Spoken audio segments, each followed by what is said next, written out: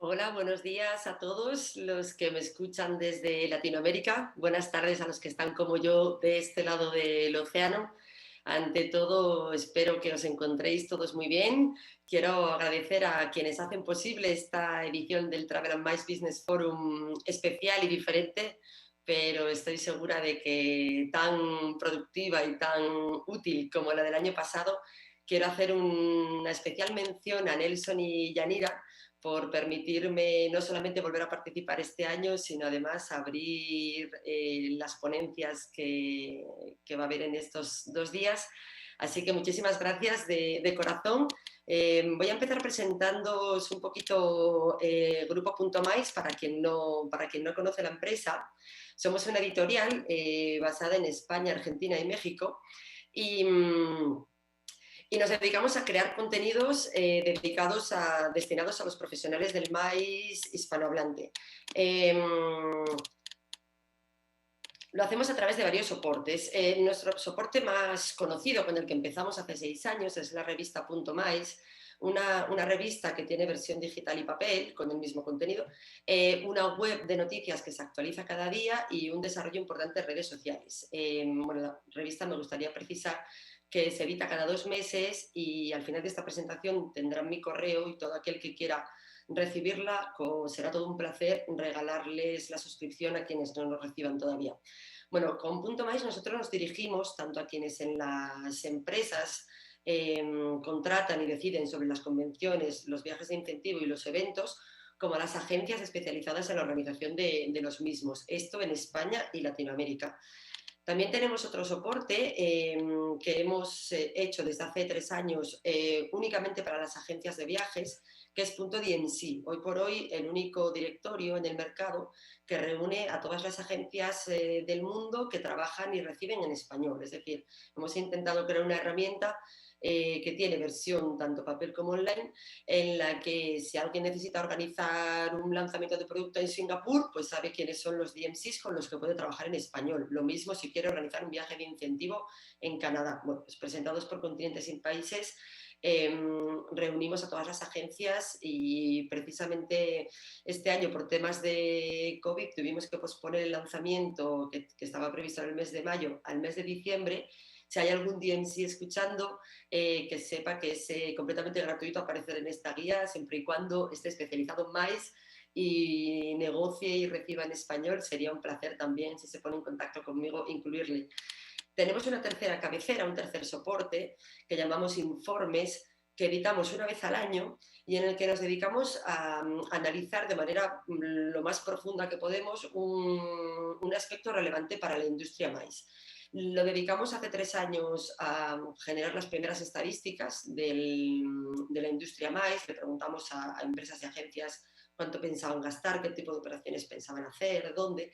El año pasado se lo dedicamos a la hotelería y a si realmente se adaptaba el producto hotelero a lo que necesitaban los organizadores y los asistentes a operaciones MAIS.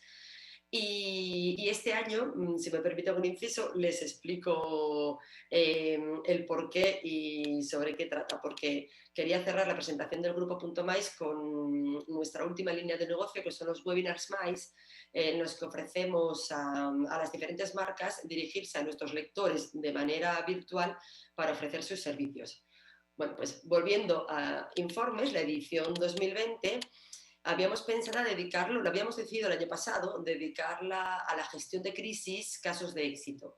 Lo que nunca hubiésemos imaginado es que nos íbamos a encontrar inmersos en una crisis de tal envergadura como en la que nos encontramos ahora, pero y además, bueno, sabiendo que podemos extraer de esta en concreto ciertas conclusiones, pero no todas, porque todavía estamos dentro de ella, pero decidimos mantener la temática y además en la óptica en la que habíamos pensado en un principio, no solamente gestionar una crisis sanitaria, sino otro tipo de crisis.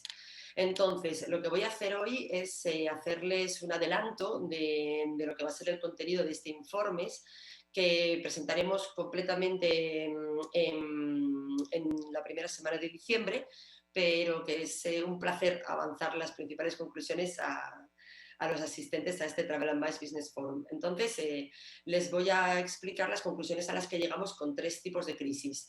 La primera que quisimos tratar fue una crisis de imagen de destino, del destino Barcelona en concreto, y en 2017. Un año en el que en Barcelona se produjo un atentado terrorista, además en la zona más turística de la ciudad. En las mismas semanas se produjeron muchas manifestaciones, muchos movimientos en relación al movimiento independentista que existe, que existe en la región, y bueno, que conllevó la organización de un referéndum unilateral, y bueno, la ciudad se vio muy afectada en el sentido de poder moverse por ella y el poder utilizar ciertas sedes para eventos más por este motivo. También en ese momento, a partir del mes de octubre, se produjo una huelga que tuvo, bueno, pues prácticamente no paralizado, pero casi el aeropuerto de Barcelona, con lo cual, bueno, pues obviamente se desviaron muchos vuelos, se desviaron muchas operaciones, y además en 2017 se empezaron a publicar imágenes como esta, bueno, que estuvieron en la base de lo que después se llegó a llamar la turismofobia. Es decir, Barcelona en 2017 había pasado de ser el primer destino del ranking ICA, o sea, la ciudad más MICE del mundo, a ser un destino al que muchas personas se preguntaban hasta si era seguro ir. Ante eso, lo que hicimos fue analizar cómo reaccionó el destino y quién jugó un papel relevante en su recuperación. Por un lado estuvo lo que fue la reacción del destino, o sea, de lo que eran las instituciones públicas de la ciudad. Por un lado, lo que se hizo fue regularizar los alojamientos turísticos. Sobre todo el fenómeno de la turismofobia tenía que ver con un descontrol en el alojamiento turístico que, bueno, pues que provocaba que muchos habitantes de la ciudad se sintiesen invadidos por el turista. Entonces, se regularizaron esos alojamientos. Se hicieron mejoras en la gestión de la movilidad urbana, no solamente mejorando los horarios del transporte público, sino generando nuevas opciones de transporte. Me refiero a bicicletas de uso público, a patinetes eléctricos. Bueno, se dieron más opciones para que la gente pudiese circular de manera más fluida. Además, y aunque parezca mentira, había lugares de muchísima afluencia que no tenían instaurados unos protocolos para la gestión de flujos, con lo cual en los momentos en los que más gente iba, pues bueno, se producían saturaciones tanto en el interior de los lugares como en el exterior, intentando comprar las entradas. Bueno, pues se instalaron unos protocolos para mejorar precisamente estos flujos bueno, pues con sistemas de reservas en determinados horarios y bueno, y limitando el acceso en otros. Y la ciudad apostó por una promoción basada en la diversificación. Esto, bueno, nosotros llegamos a la conclusión de que fue fundamental en la recuperación de Barcelona, pero no hubiese sido un caso de éxito en el mundo MICE si no hubiese existido el trabajo del Barcelona Convention Bureau. Porque básicamente, aunque se resume en 2 líneas, el trabajo fue enorme.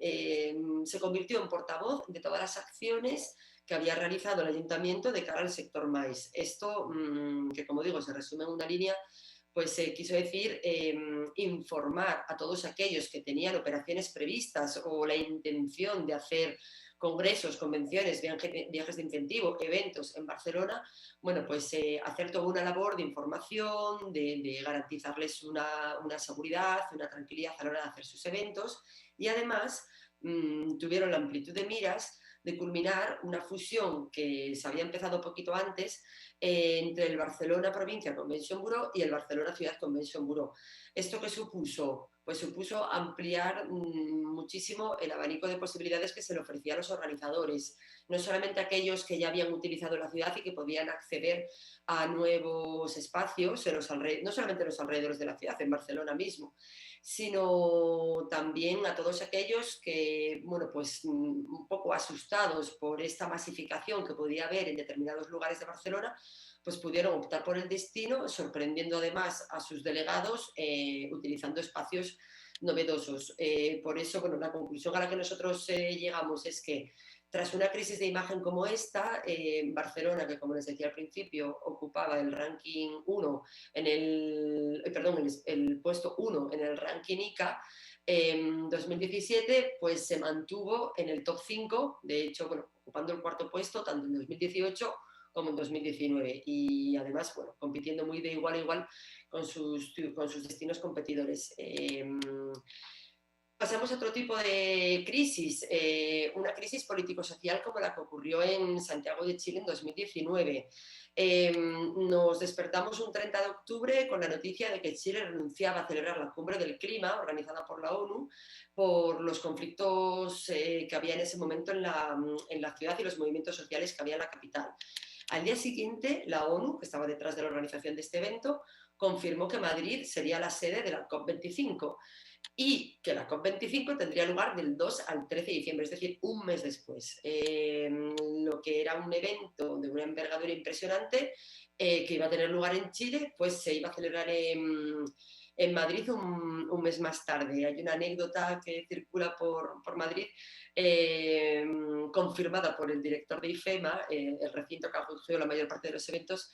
Él cuenta que la ministra de Transición Ecológica, que fue el organismo encargado en España de la organización de este evento, le llamó para decirle, estamos pensando en organizar la cumbre del clima de la ONU, y que él le preguntó en qué año, y la respuesta fue en un mes. Entonces, bueno, pues esto significó, bueno, pues organizar un evento para el que se esperaban 25.000 personas procedentes de 200 países, coincidiendo además en fechas con el primer fin de semana de diciembre, que por el hecho de haber dos festivos con 2 días de intervalo en España en ese momento del año, bueno, pues es un puente largo en el que muchísima gente se mueve y además muchísima gente se mueve especialmente a Madrid, porque no solamente es un destino de compras de primer orden, pensando ya en Navidad, sino que ya tiene pues todas las iluminaciones navideñas encendidas, los mercadillos navideños funcionando. Entonces, claro, en el momento en el que se decidió mover la COP25, gran parte de la ciudad ya estaba ocupada. Además, venía un evento con unas características muy particulares. Estaba dividido en 2 zonas, llamaban los organizadores. Por un lado, una zona azul para negociaciones y eventos formales de Naciones Unidas, destacando que vinieron a Madrid 50 jefes de Estado con todos los protocolos de seguridad que eso requiere, 2.000 periodistas acreditados y además había una zona verde para todas las sesiones destinadas a la sociedad civil. Esto exigió ocupar 7 pabellones de IFEMA, que si bien tiene 12, tenía acciones ya previstas para ese momento, además de espacios en centros de convenciones y salas de reuniones externos, hasta un total de 13.000 metros cuadrados. Además bueno, de ser capaces de gozar de la flexibilidad suficiente para desplazar lo que ya estaba previsto y poder albergar aquello que se venía, el alojamiento hubo que gestionarlo a través de una central de reservas hoteleras que se encargó al Grupo Barceló a través de su división Barceló Eventos para que las delegaciones pudiesen contratar sus habitaciones. El ayuntamiento tuvo que bloquear 5.000 habitaciones por lo que la implicación del sector privado tenía que ser perfecta, porque si no hubiese sido imposible. Además, también hay que contar, bueno, no solamente la implicación del sector privado dentro de España, incluso de otros países, porque llegaron a España delegados de 200 países, teniendo en cuenta que España tiene representación diplomática en 182 países. Aquellos que requerían visado Schengen, para ellos hubo que generar protocolos de emisión de visados acelerados para que pudiesen llegar, y allí donde España no tenía representación diplomática, pues hubo que establecer acuerdos con países terceros para poder emitir esos visados. Como les digo, todo esto en el plazo de un mes, más allá de las conclusiones de la cumbre, que no atañe a esta presentación. Lo que sí nosotros pudimos concluir es que fue un éxito de organización. Ahí está la foto oficial, y una foto que quizá, bueno, para nosotros simboliza aún más la capacidad que tuvo Madrid de hacer algo así. Bueno, pues son los empleados de IFEMA encargados directamente de la organización, bueno, pues orgullosos de lo que habían conseguido. Ahora voy a pasar al tercer tipo de crisis que me gustaría presentarles. La crisis sanitaria, como les decía, estamos dentro de ella, pero sí que hemos observado en estos últimos meses distintas reacciones, distintos comportamientos por parte, sobre todo, de los destinos, que nos han llevado a concluir que el destino Francia es un ejemplo de caso de éxito. Y cuento por qué. En marzo el país se confinó, el 14 de marzo, con lo cual, bueno, las empresas apostaron por el teletrabajo y todo lo que eran eventos, pues o bien se cancelaron o bien se pospusieron. Uno de los primeros aspectos que nos hizo quedarnos con el destino Francia como caso de éxito fue la rapidez con la que el destino comenzó a generar información, ya que en abril ya se contaban con los primeros datos que permitían extraer las primeras conclusiones. Se sabía que de los 752 eventos que se habían visto afectados, el 29% habían sido anulados y el 49% aplazado. O sea, en abril ya se sabía que la intención de las empresas que podían hacerlo, porque no eran eventos que dependían exactamente del momento en el que se iban a realizar, bueno, pues que la mitad de las empresas optaba por el aplazamiento. Es decir, que este resultado venía de un estudio que hizo la consultora Interface Tourism a 50 grandes organizadores de eventos y de ellos el 90% eran agencias. Bueno, había mucha información muy relevante, pero precisamente como sé que hay representantes de destinos presentes en esta sala virtual, hubo un dato que me pareció importante señalar, y es que el 43% de los encuestados afirmaba necesitar más información sobre el destino donde tenía pendiente realizar su evento, pero solo el 22% entró en contacto con alguna oficina de turismo o convention bureau. Ante esto, nosotros nos planteamos un interrogante: ¿quién tiene que buscar a quién? Creemos que es el destino, el venue, el recinto, quien tiene que asumir el rol de tranquilizar y de ofrecer garantías a su cliente. Del mes de abril pasamos al mes de mayo. Se creó en España en Francia el primer certificado COVID con aval sanitario y se permitieron los eventos con aforo limitado a 10 personas. Hay una cosa que también nos resultó muy interesante, es el segundo interrogante que planteamos, y es que la prensa francesa muy rápidamente comenzó a cuestionar la verdadera utilidad de los certificados.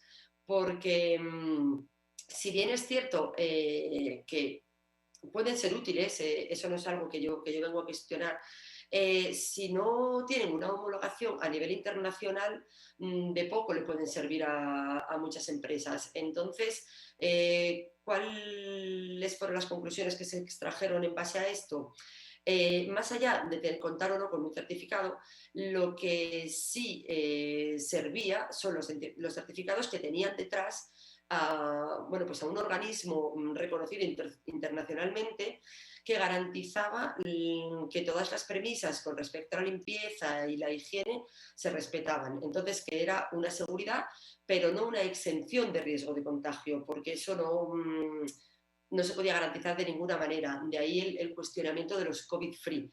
¿Qué se hizo además en el país? Se levantaron las restricciones a los eventos con más de 10 personas, siempre y cuando se respetase la distancia de seguridad. En ese momento ni siquiera era obligatoria la mascarilla, ahora ya sí. La distancia de seguridad en Francia se impuso en 1 metro y se llegaron a permitir ya en junio los eventos hasta 5.000 personas. Y esto debía revisarse el 15 de agosto. Aquí hablo de un punto que también me parece súper relevante. Ya no el destino francés, sino el destino París en concreto, publicó un barómetro post-COVID con encuestas a cerca de 3.000 profesionales de 7 mercados, con una cantidad de información impresionante sobre la intencionalidad en cuanto a sus operaciones MICE. Esto nos parece, bueno, yo casi diría la reacción perfecta, porque ante una crisis y más de esta envergadura, lo que se necesita es información contrastada, validada y fiable, para a partir de ahí desarrollar acciones de promoción que impliquen a todos los proveedores en cuanto, bueno, pues a lo que necesita el cliente y a lo que se le puede ofrecer. En agosto se mantuvo la limitación de 5.000 personas, se pensaba ampliar a partir del 15 de agosto, pero no se hizo. De hecho, a día de hoy sigue vigente hasta el 30 de octubre. Y en septiembre tuvimos un muy buen principio de mes porque se realizó el Salón Heaven Meetings en Cannes con 2.000 personas. También se realizó un congreso de abogados con cerca de 1.500 asistentes en París, un congreso también de medicina con más de 1.000 asistentes, pero es cierto que en la última semana, por eso he puesto la frase en rojo, los rebrotes en Europa están siendo tan, bueno, pues, tan fuertes y tan comunes que ahora estamos ya un poco, bueno, de hecho hay varios eventos del Palacio de Congresos de París que en esta última semana se han anunciado en formato virtual. Por eso, como no sabemos, lo que sí sabemos es que ya estamos en una segunda oleada, pero no sabemos hasta qué punto va a limitar los eventos, pues bueno, le reemplazo a que en diciembre hayamos podido completar el caso Francia. Me gustaría destacar no solamente lo que hizo el destino, sino también lo que hicieron los proveedores. En una primera fase fue obligatorio trasladar los eventos presenciales al entorno digital y aquello que no había sido cancelado, reprogramarlo. Los grandes formatos, obviamente, no hubo más opción que posponerlos cuando no se cancelaron, pero no solamente los grandes eventos se vieron afectados, los programas de motivación también, los viajes de incentivo. Entonces, ¿qué hicieron muchos proveedores? Pues ofrecer alternativas. Por ejemplo, se ofrecieron programas de team building virtuales en los que los asistentes podían compartir una hoguera virtual con sus compañeros y contarse, bueno, pues un poco las preocupaciones, bueno, un poco recreando la intimidad y el poder compartir las inquietudes de cada uno, simulando el estar en un campamento, o también creando avatares bueno, que sus compañeros tenían que reconocer y a partir de ahí crear misiones y retos que conseguir solucionar juntos. También se redefinieron los incentivos. Obviamente la gente no podía salir de sus casas. Y aquí voy a decir algo que sé que no gusta a muchas agencias, pero me gustaría destacar el mensaje que hay detrás de esto. Muchas agencias nos dijeron que se estaban en ese momento reemplazando los incentivos por bonos de Amazon. Obviamente a nuestro sector eso no le interesa, pero lo que sí interesa es que se mantenga la esencia del incentivo, que es la recompensa. Mientras no se pueda ofrecer otra cosa, pues obviamente no vamos a poder ofrecer viajes, pero lo importante es que la empresa siga queriendo recompensar a sus empleados, a sus clientes, para que en cuanto se pueda volver a salir, bien sea a una cena de premios, bien sea a un viaje de incentivo, nuestra industria lo pueda volver a ofrecer. Y lo importante es que no se perdió ese interés de las empresas por incentivar. En una segunda fase, cuando aquí en Europa ya pudimos desconfinarnos, los grandes formatos obviamente se mantuvieron en el entorno digital, pero a raíz de toda esa reflexión que se hizo sobre los certificados, lo que se hizo fue implantar protocolos de seguridad e higiene y comunicar mucho sobre ellos. Y eso permitió ya a partir del mes de mayo realizar pequeñas reuniones, pequeños lanzamientos de producto, galas de premios, programas de motivación, todos en entornos naturales, siempre que era posible, y en espacios al aire libre. En realidad estamos hablando bueno, de una tendencia que ligada a la sostenibilidad ya veníamos notando desde hace tiempo y bueno, que ha habido que ajustar a grupos más pequeños, pero con esta segunda fase me gustaría destacar el mensaje de que la industria no se paró tampoco. En cuanto pudo, se puso a hacer cosas, formatos más pequeños, de otra manera, en entornos diferentes, pero la industria siguió haciendo cosas. Llegó una tercera fase, que es en la que nos encontramos ahora mismo, ojalá no volvamos atrás, pues los grandes formatos ya se están volviendo híbridos y se están empezando a hacer viajes de incentivo personalizados y recurriendo a vuelos charter.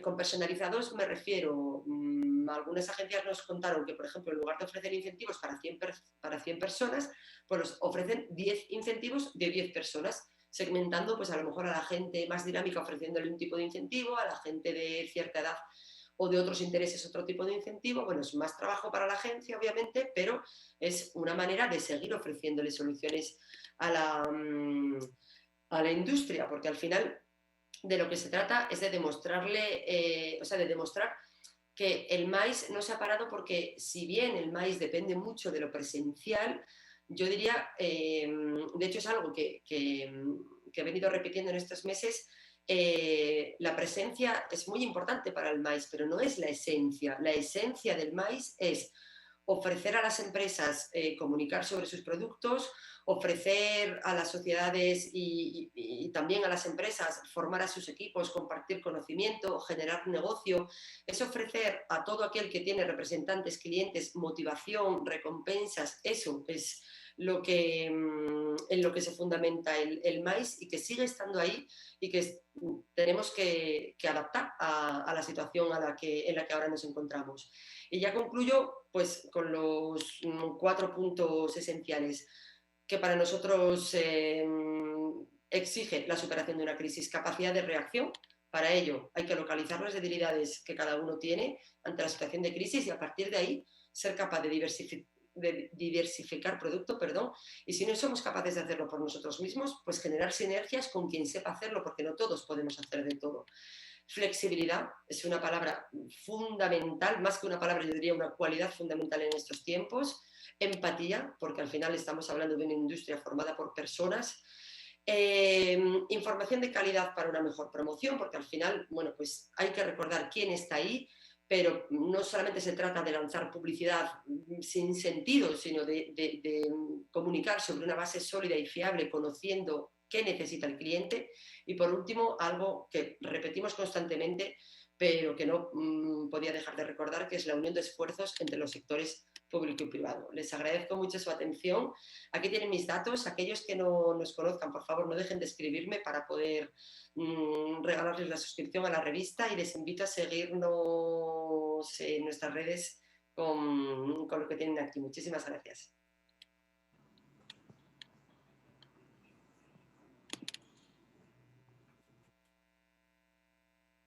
Las gracias son para usted por esta interesante disertación en la que saca a relucir su carácter investigativo, apasionado por este tema, a manera de contribución no solamente para el turismo de la península ibérica, sino del latinoamericano y de todo el mercado hispanohablante. Hay algunas preguntas, una en particular, y es la que pone, y se la traslado inmediatamente, Eva, por favor, coloca en perspectiva ese nuevo término de gestión que hoy en día ha tenido nuevas connotaciones en el sentido de que antes se hablaba de una gerencia, luego de un liderazgo, y por encima de esos dos conceptos está hoy por hoy el hecho de la gestión. Pero hay quienes hablan de gestión en crisis y de acuerdo a esa etimología china de Weiyi, en donde gestión es a la vez crisis, es decir, un problema, pero a la vez una oportunidad, es a partir de esas investigaciones y de esas consultas e indagaciones que usted ha hecho, cómo poner la gestión como una herramienta principal a nivel de corporaciones y a nivel de investigaciones para proyectar lo que puede o no ser particularmente en el sector turismo. Es la inquietud de una persona que hace parte de nuestra audiencia en este momento, es decir, quiere una proyección de eso que se habla como gestión, entendido desde gestión, etimológicamente hablando, como ya lo dije, como oportunidad y como crisis, particularmente como algo optimista. Eva, por favor.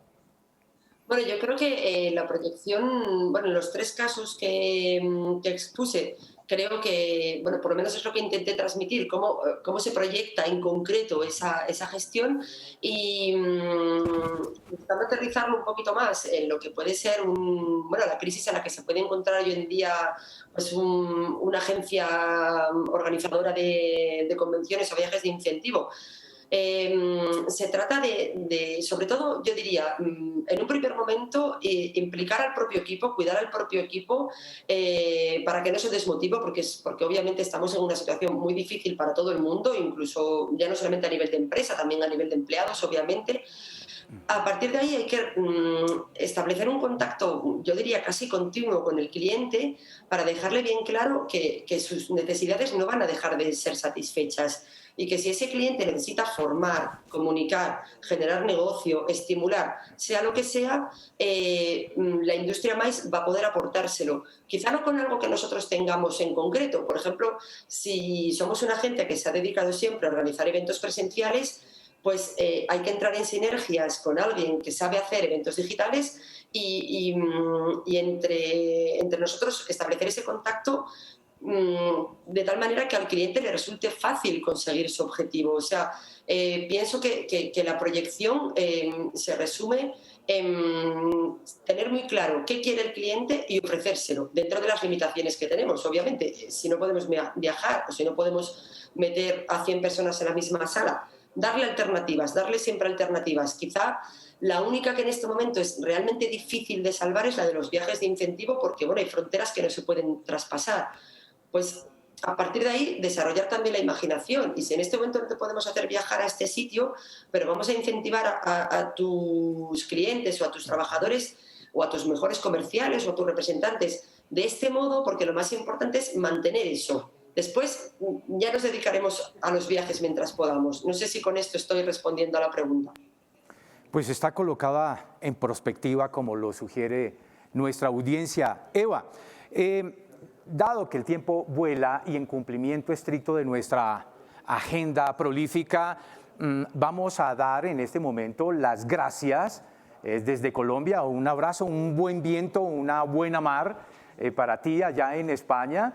Un abrazo muy cálido. Espero que sigas participando muy activamente con nuestras conferencias en nombre propio y en nombre de quienes disfrutaron de sus análisis. Nuevamente darle las gracias, que continúe con nosotros para darle continuidad en estricto cumplimiento de nuestra agenda a nuestro siguiente invitado. De manera que desde la distancia, un fortísimo abrazo, Eva. Se le quiere muchísimo. El TNB Forum 2020 le agradece enormemente.